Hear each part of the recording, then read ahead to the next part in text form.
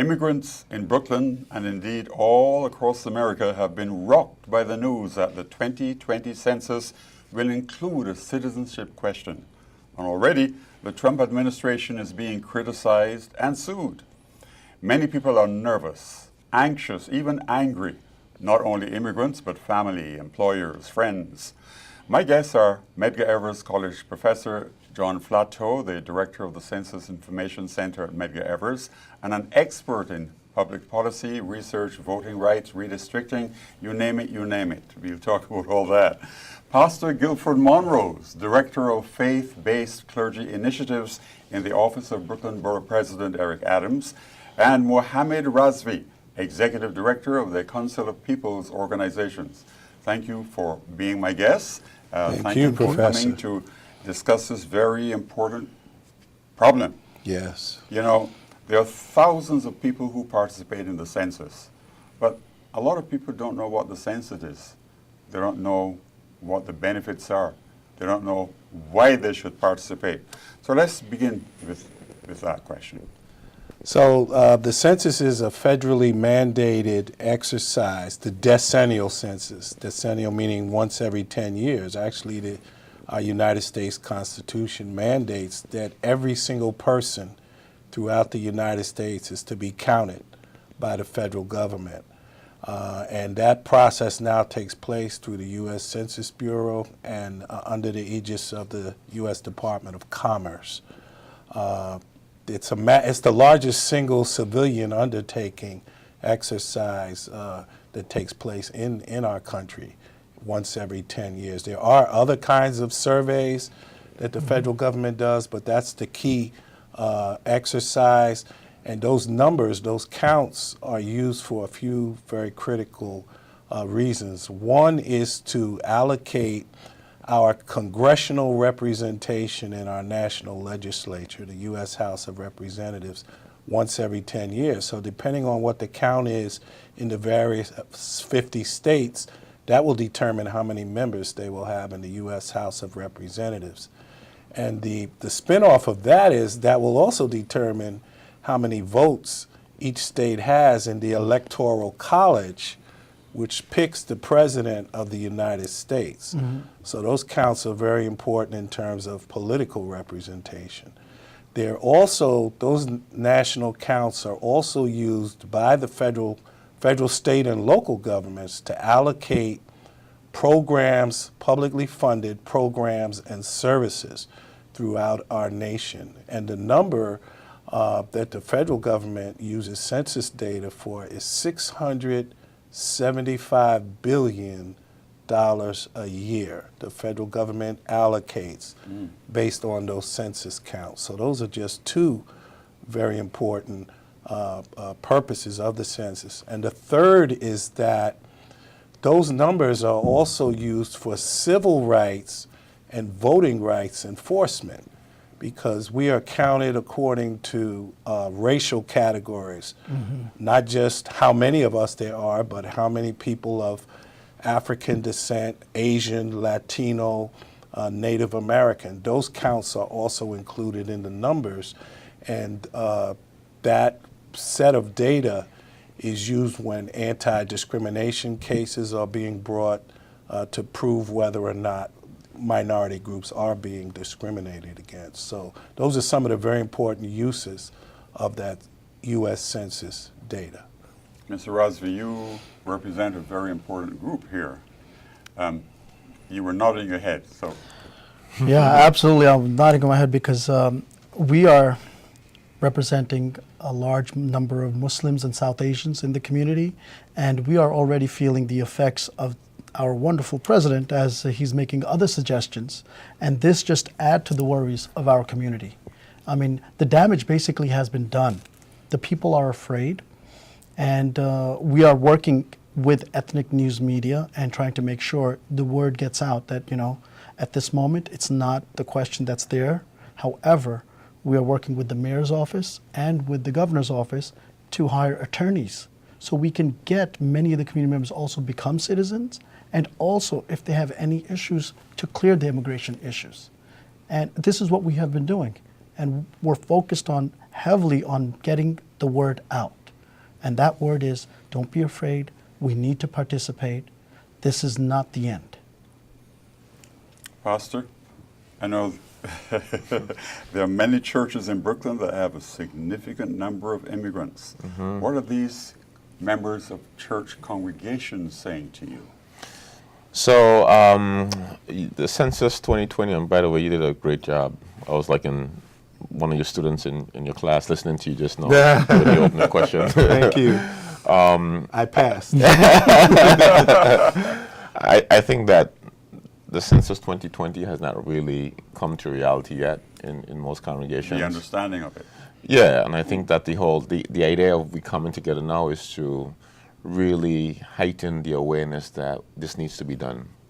And if you look at, I don't know, if you look at even some of the millennials and the younger generation now who in 2010 had no concern about being counted, now we see that there is a high level of individuals who back in 2010 who had no idea about the census. We have to now prep them and get them ready that this is something that is very important. It's not something that you just could go on Facebook and you can say, count me. It's something that is actually physical. It's something that you have to literally check off in the sense of, I don't know if people are going to be coming to your doors, Yep.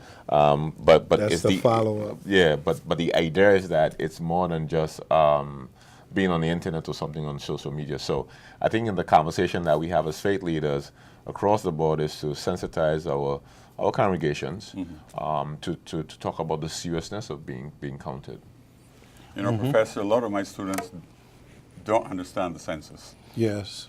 These millennials, they weren't around when we had the last census. But they know very little. I don't know if you have the same problem at Mega Evers. I would say no, in that our young people, I think, are very alert and very alive and very much on social media.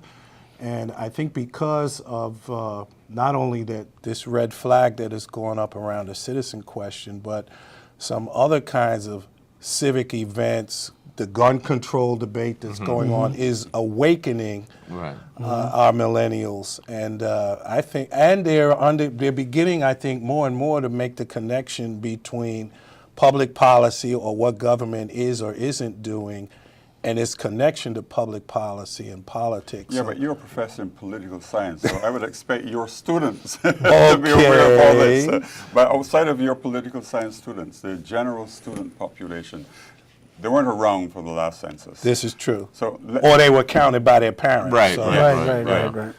So this will be their first opportunity to push that button. So here's another key piece, though, which could work to the advantage of the millennials. This is the first digital census in U.S. history. And so they're so connected to our social media and our technology that we could see an actual tsunami of participation. Normally, in terms of political participation, our youngest age cohort usually has the lowest level of participation. But since this is a digital census and they're so attuned to the digital age and our technology, with the right that's a good point. With the right messaging, I think we can really see an uptick in our young people. They would have to be adults to receive that questionnaire, but I'm cautiously optimistic. And the other great thing, thanks to you, we're talking about this process 18 months out. I was just going to say so that. we do have time. To sensitize we have time them. for messaging and mobilization because we're sitting here in 2018. So we're ahead of the curve right now, and we need to stay there. Yeah, absolutely. Yes, Mr. Razvi. So, yeah, I mean, staying ahead of the curve, as the professor is mentioning, and that is the key. I mean, because we are taking those initiatives, again, with attorneys to make sure these individuals are also citizens. It's going to take time for them to become a citizen. It's going to take time, and as they're coming in, we're giving them that information that is important, and it is for the best of the community for them to fill out these forms, because they need to do that. And that's what we have to do. So if I think the point that you have been making actually is important. I just realized how important it is actually, that one of the byproducts of getting ready for the census is a citizen drive. And this is the first time I'm actually putting it together, so thank you for that. So Thank you for having me on. It makes sense. It makes sense. That's your second compliment. Thank you, Mohammed. Makes sense. Yeah, absolutely. I mean, the more they are empowered, the Right. better they feel. The more they are feeling they're part of the system, and that's what we have to emphasize. This is their place too. And we need, I think the other key here is our faith community. The leadership coming from our faith community are among the most credible leaders in our community. So I think that probably now more so than ever before, our faith leaders, our interfaith leaders, can play a very important role in messaging to their congregations, neighborhoods, et cetera, at the local level, how important this process Absolutely. is to participate. A lot of people are asking, what is this question that's been added? And people have been saying, we've been searching all over the internet looking for this Oh, question. it's there. It is there. It's actually on the Census website. Okay, so what is the question? So it's in a few parts, but basically it's going to ask, are you a citizen, yes or no? If I had to boil it down, it's actually going to be parsed out in a few steps. But that's basically, and that'll be one of the questions on that questionnaire. And I'm a little concerned that there are some leaders that are talking about ignoring, well, if folks are concerned about it, one way to get around it is just don't answer the question. But the problem with that There are is disadvantages. of if course. you don't answer the question, you're actually giving the government the opportunity to follow up with you. Right. They could look at those questions. Let's say there were 10 questions, and number 10 is, are you a citizen? You answered the other 9. Now they can send workers. They're going to hire follow-up teams to come out into the community, and they can go around. There's 2 ways they can come after you anyway. They'll go around and look at those census forms that are incomplete. They already have your address. So then they're going to hire workers to go door to door. Door knocking, Excuse right. me, is Mr. Johnson home or Mr. Ravi home? Right. And they're going to say, excuse me, you left question 10 blank. We want the answer to that question. And if you don't come to the door, they might talk to your neighbors. Now your neighbor might be giving up information about who's behind that door, and they're going to try to complete. They're obligated to complete that census data. It's called NRFU, non-response follow-up, and that's where they hire all these field workers across the nation to go out and into neighborhoods that had the low response rate. And by the way, Central Brooklyn has one of the Right. lowest With- response in rates in the 2010. entire state Yeah. of New York. Yeah. So, 2010. and when they do hire those people, we want them to be coming from Brooklyn and not Right, New not Jersey or from Iowa Texas. or Texas or Massachusetts. Absolutely. Who makes that determination? The U.S. Census Bureau agency will do the hiring. So that's another opportunity, by the way, for us To be able to in get terms hired of the as well. 2020 get census, jobs. to make sure that Our community. our community, the residents of our communities are hired to go out and encourage their neighbors to follow up on this process. What are the other disadvantages of an undercount? One, they may come after you. If you are an immigrant who does not want people to know that you're an immigrant. What are some of the other disadvantages in terms of where you live? Yes. So I think that in 2010, one of the things that I was advocating for is that we need to have funding to go into our schools. And even though I don't equate poverty with violence, but I know that there's some indicators in terms of the economic downturn in our communities, you see a spike in crime goes up. So I think that with the U.S. Census, with undercounting, when you have less funding coming into our schools, you have less federal dollars coming into our healthcare system, especially with a place like Central Brooklyn, who have a heavy population of immigrants who use medical centers as their primary care. So the hospitals are overloaded with taking care of individuals who use the emergency room as their primary care because they're undocumented. Absolutely. So we want to make sure that we have the right enough funding going into those hospitals, taking into consideration the number of people who will use our facilities. So I think that to be undercounted for us, not only our schools or hospitals, also we have to look at also to making sure that the crime is not escalated because, again, we don't have those services. Public safety Public funding. safety is also important too. So I think that some of those things are some of the other cases that would be unfortunate for us if we are undercounted. And we'll lose legislative districts, congressional seats. If we're undercounted, New York State is already projected right now in 2018 to lose at least one more congressional seat unless we have a maximum count in 2020. We're right now at 27 congressional districts throughout the state. So, and Florida just passed us in population last year. So that's what the demographers are looking at. Florida will likely gain 1 or 2 seats. New York will be on that short end unless we have a full count here. So when you're undercounted, you also could lose city council seats, state legislative seats. We might lose a congressional seat or 2 in the process. So that's interesting. Florida has... They just passed New York State. They're at a little over 20 million, and we're still hovering at 19 million something. A question that's been asked is the process of applying for citizenship. Here's the expert right here. You go right ahead. The most important thing is you have to be a green card holder. You have to be at least for 5 years, and 5 of those years, majority of them, you have to be in the United States, and then you have to apply for the N-400 application. And we provide that free to assist anyone who comes into our office with an attorney to fill out that application. And also, if it is individual or family who cannot afford it, we help with the fee waiver. And on top of that, individuals who are in the middle range, who have certain income but still can't afford it, we have a lottery system where they can actually, we will pay for that filing fee, which is over $700. Say who we are again. I am representing Council of People's Organization. You can call us at 718-434-3266. And we can assist you with any immigration. And it's not just the N-400s, it's I-130s, and also any other types of situation with DACA.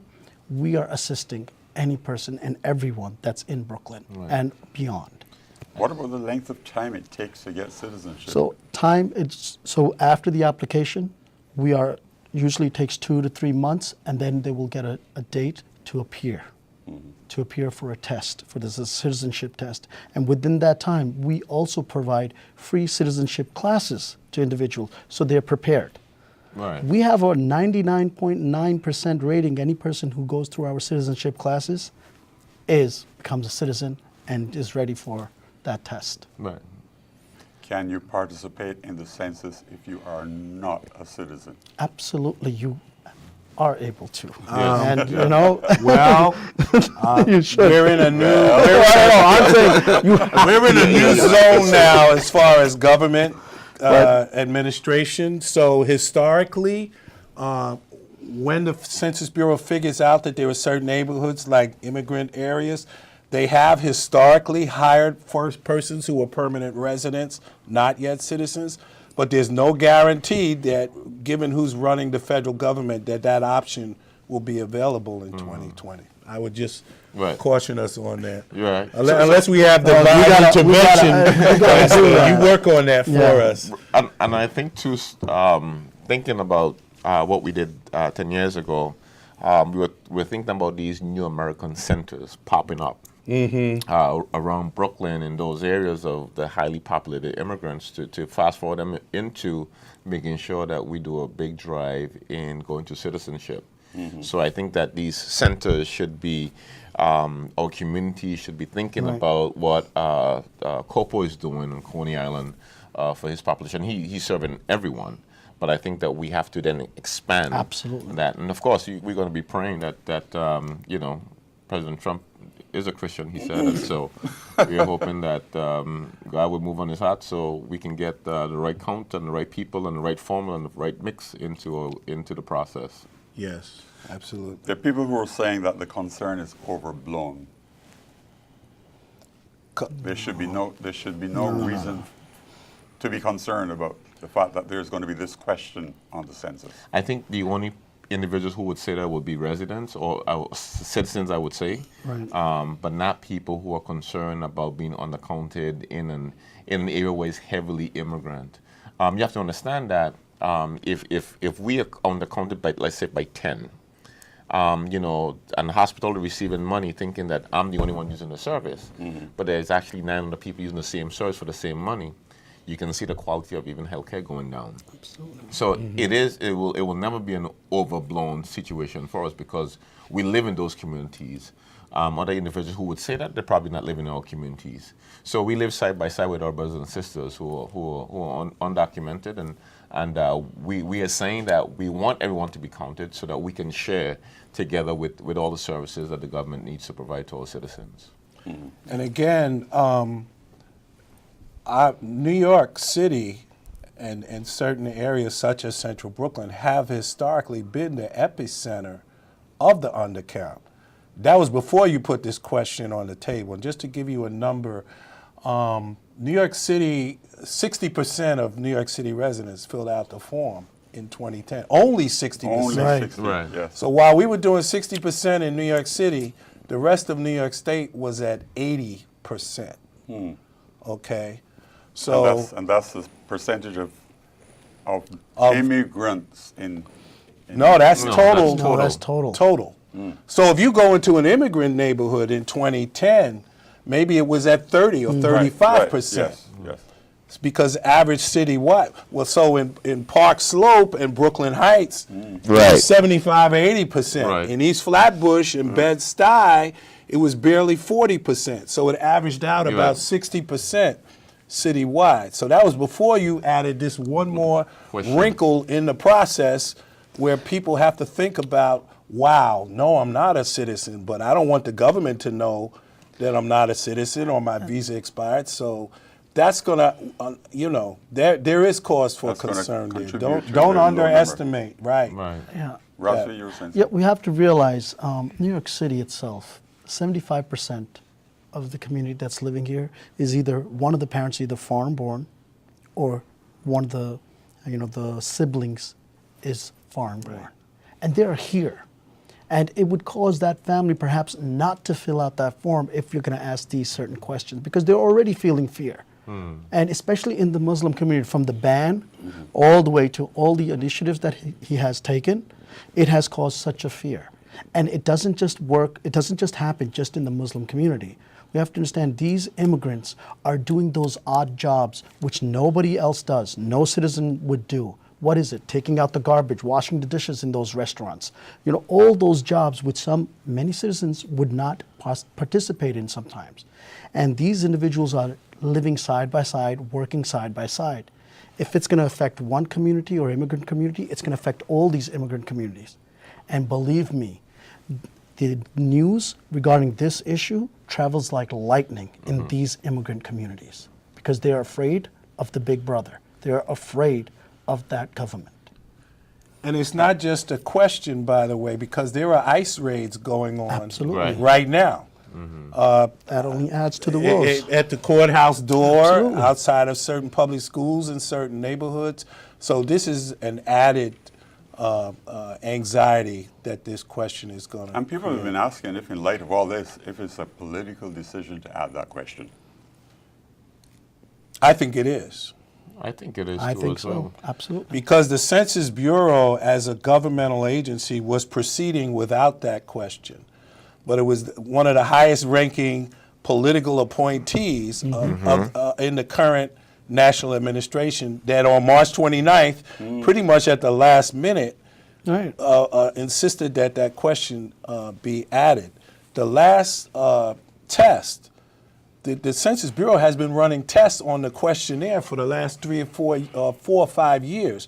And they literally are conducting their last test in Providence, Rhode Island in mid-March. And 2 weeks after they went out the door, that's when this question was dropped on the table. So only the United States Congress can overrule that decision. And right now you have a political trifecta running our national government. The Right. presidency, the House, and the Senate are all one political party. So it's not like, and there are lawsuits, yes. Yes, But what is the tenor of the United States Supreme Court right now? Our president and his political party just appointed the ninth justice on the U.S. Supreme Court.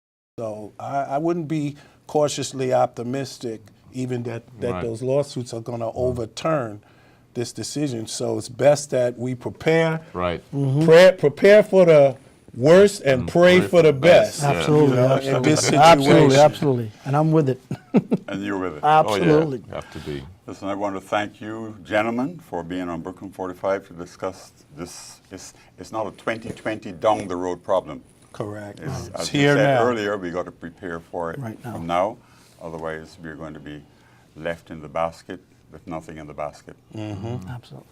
Well, thank you. Pastor Gilford Monrose, Director of Faith-Based and Clergy Initiatives in the Office of the Brooklyn Borough President, Eric Adams.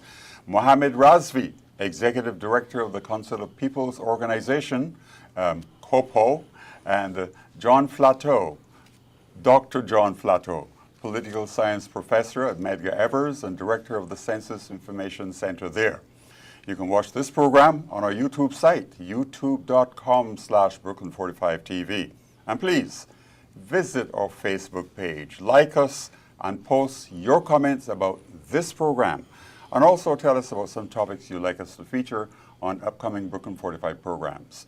On behalf of our Brooklyn 45 team, I'm Sam Taitt.